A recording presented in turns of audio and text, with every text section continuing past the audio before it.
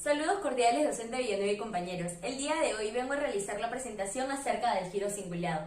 Este también es reconocido en términos anatómicos como circunvolución del cíngulo o abreviadamente cíngulo, debido a su citoarquitectura macroscópica que presenta en una disección anatómica de tipo sagital. En el siguiente esquema lo podemos observar en la forma de cinturón o forma de C alrededor del cuerpo calloso. En esta oportunidad se cuenta con el objetivo no solo de brindar información sobre su ubicación o sus funciones, sino también comprender cómo procesamos el giro cingulado en nuestro cerebro. Al finalizar, vamos a pasar la explicación de un caso clínico para interiorizar la información en nuestra carrera de psicología. Realizamos el siguiente esquema. Por la siguiente zona se encontrará el área denominada rodilla del cuerpo calloso. Abajo de esta encontraremos el rostro. A lo largo de la curvatura se denomina tronco. Y para finalizar, el esplenio. Es importante remarcar un área próxima dentro del cuerpo calloso y el giro cingulado, el cual se va a denominar el istmo del cíngulo. La circunvalación del cíngulo es el giro cortical más predominante dentro de la zona medial del cerebro, por lo cual vamos a iniciar su explicación. El giro cingulado se encuentra en la porción marginal de la corteza cerebral. Se extiende, este es el rostro, se extiende desde el punto terminal rostral, se dirige de atrás y hacia adelante, pasando por la rodilla del cuerpo calloso y después se prolonga a través de su tronco, pasando por el esplenio hasta llegar al istmo del cíngulo. Aunque parece tener una forma homogénea, estructural y funcionalmente es heterogéneo, siendo todavía su fisiología uno de los grandes retos de la neurociencia moderna. Se divide en dos áreas. Para comenzar, tenemos la corteza cingulada anterior.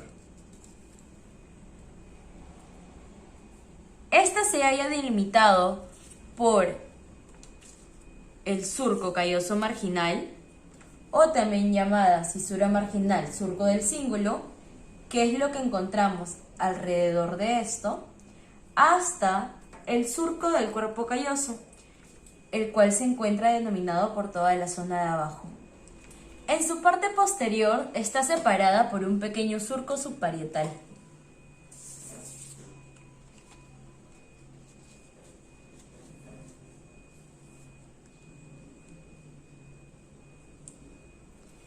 Esta corteza cingulada posterior se ubica hasta la comisura del surco parieto-occipital. Luego de haber comprendido dónde se encuentra el giro cingulado, vamos a desarrollar una de sus funciones más importantes. López en el año 2009 señala que el hipocampo y la corteza cerebral, es decir, la neocorteza, mantienen una comunicación constante por medio del giro cingulado, la cual recibe información tanto del complejo amigdalino como de la formación hipocampal y le emite hacia regiones delanteras de la corteza prefrontal. A su vez, forma parte del sistema límbico, las cuales intervienen en la memoria y las emociones. La comunicación se llevaría en el siguiente orden. La formación hipocampal procesa la información que proviene del giro cingulado y la lleva hacia los cuerpos mamilares del hipocampo biofornix. Al mismo tiempo, el hipocampo envía información del giro cingulado por medio de cuerpos mamilares, núcleo talámico anterior y de aquí a la corteza prefrontal. Esto explicado desarrollaría el circuito de Papez. Tradicionalmente se ha diferenciado el giro cingulado con las áreas de Brodmann. La corteza cingulada anterior se mantiene en un raciocinio motor, mientras la corteza cingulada posterior cuenta con el área más emocional, relacionada también con el hipocampo y el sistema límbico. A continuación vamos a presentar qué áreas de Brodmann se presentan en cada caso. Corteza cingulada anterior, corteza cingulada posterior. Dentro de la corteza cingulada anterior encontramos el área 32, 24 y 33. Dentro de la corteza cingulada posterior, el área 31, 23, 30, 29 y 26.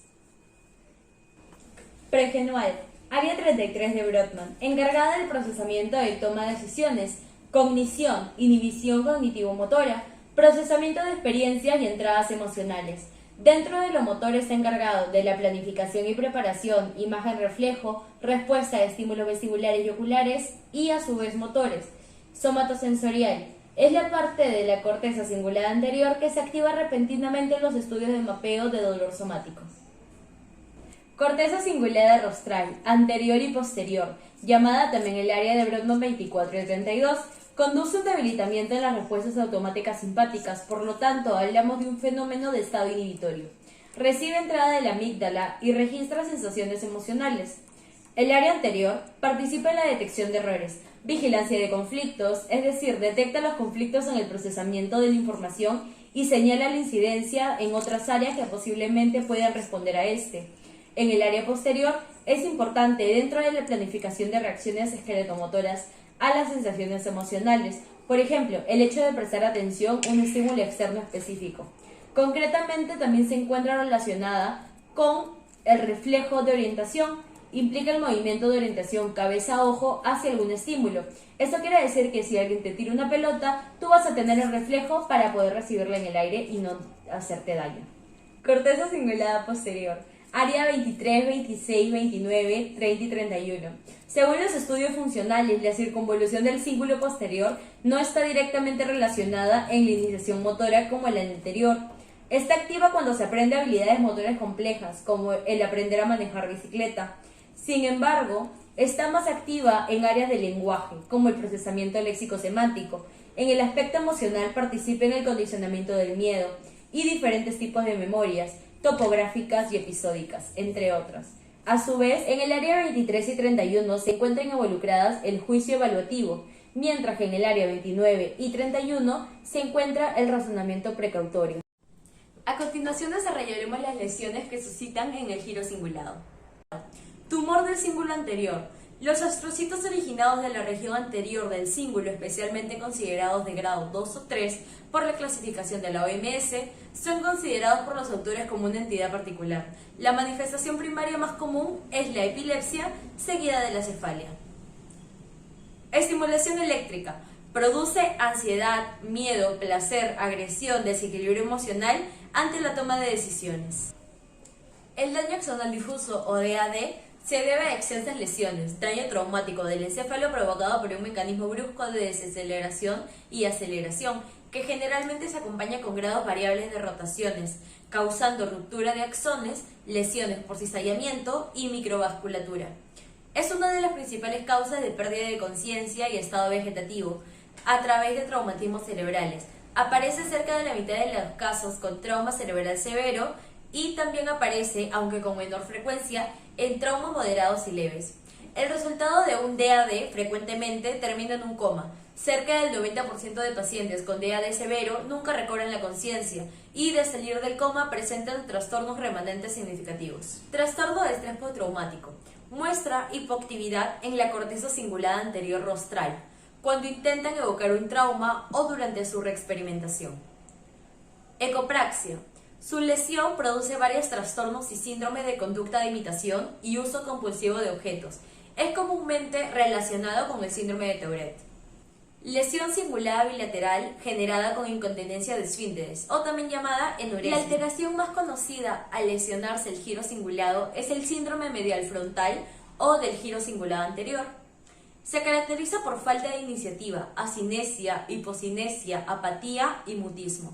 Se da una reducción de actividades orientadas con metas. Los pacientes no muestran interés ni preocupación por nada, ni por su familia, ni por sí mismos, ni siquiera por el futuro.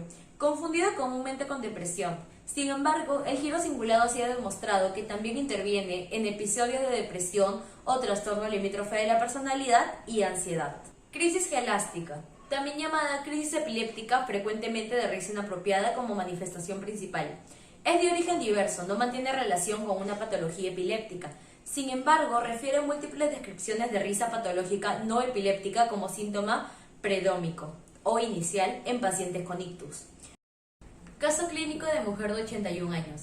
Presenta episodios de dificultad para la expresión verbal con desconexión del medio, risa inmotivada e incontrolable de duración inferior a 5 minutos. Tras los episodios presenta un bajo nivel de conciencia, movimientos involuntarios en los miembros superiores y la resonancia magnética revela existencia de lesión isquémica aguda en el territorio del giro cingulado izquierdo. El encefalograma revela existencia de actividad epitelogénica frontal y temporal anterior izquierdo. Los episodios descritos de la paciente corresponden a una crisis elástica relacionada con una lesión isquémica. La isquemia significa reducción del flujo sanguíneo. Este se presenta en grado agudo en el giro cingulado izquierdo o posterior. Agradezco su participación en esta sesión, espero haya sido de su comprensión y agrado. Gracias. A continuación las referencias.